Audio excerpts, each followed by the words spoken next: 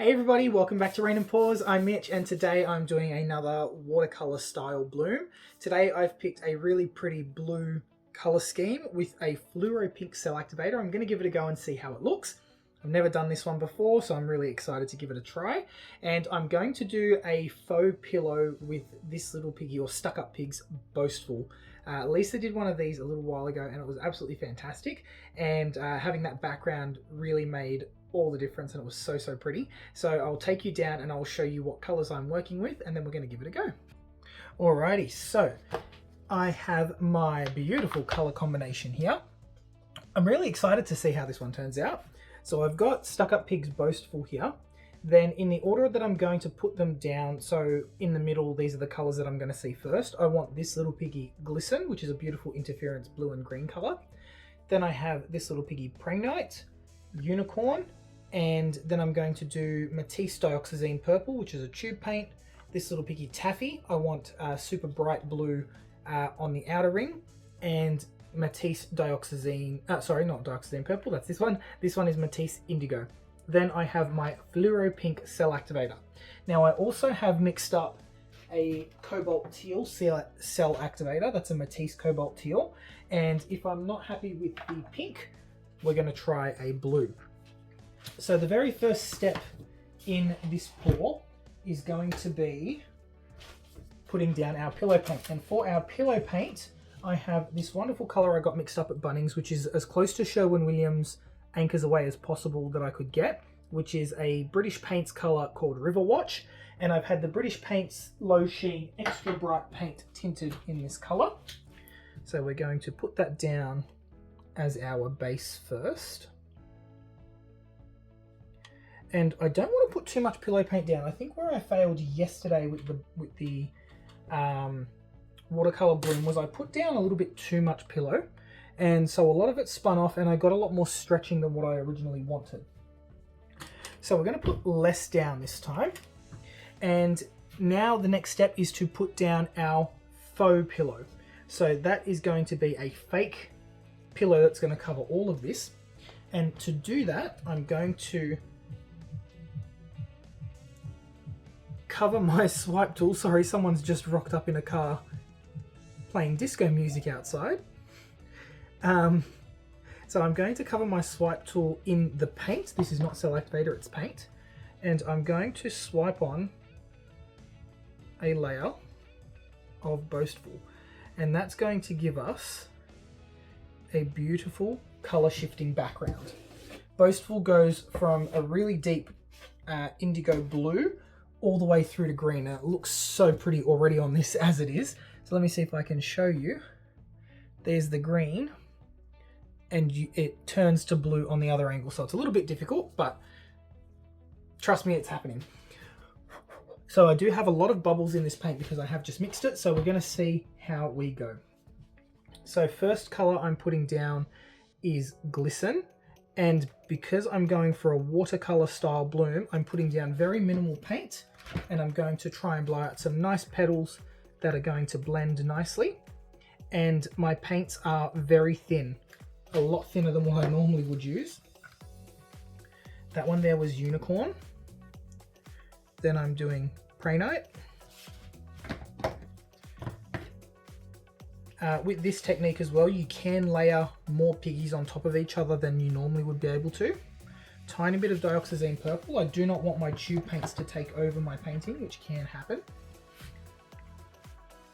Then Taffy.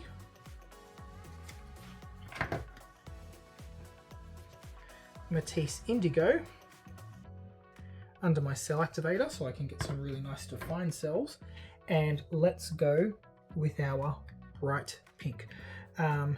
So this is Liquitex Fluoro Opera Pink Gouache as a cell activator mixed with Australian Floetrol. Let's blow it out.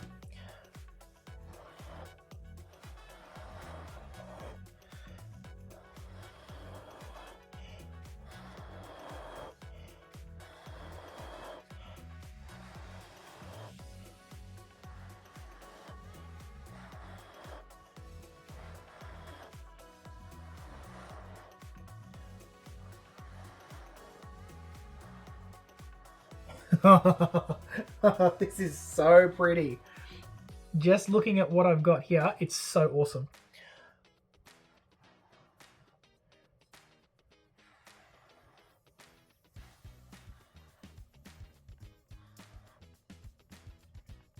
Okay, so we're going to spin this out. We're going to see if we can get some negative space. I don't think I will be able to. I am going to pop some of these bubbles to start with so they don't mess up the spin. But that color combination is a winner. Let's give it a spin. I am just going to take some of this pillow paint out to the edges so it spins nicely, and away we go.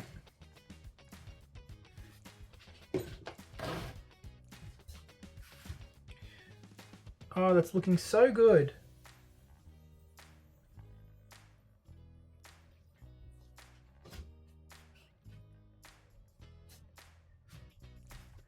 Okay, so everything's moving this way a little bit. So I do want to lift it up and push the whole painting this direction so that I can spin the design more to the center.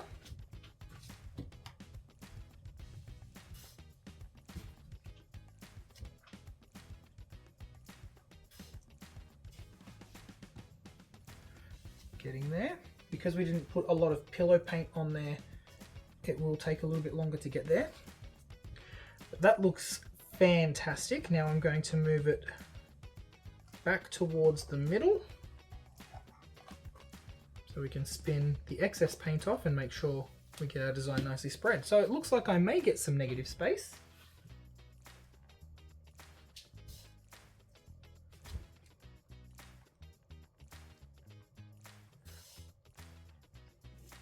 That looks so cool. I'm really proud of myself and really happy with how this one looks, guys. Have a look at that. Super, super pretty. So I am just going to tilt my piece to make sure the center isn't moving too much. And it is just a little bit.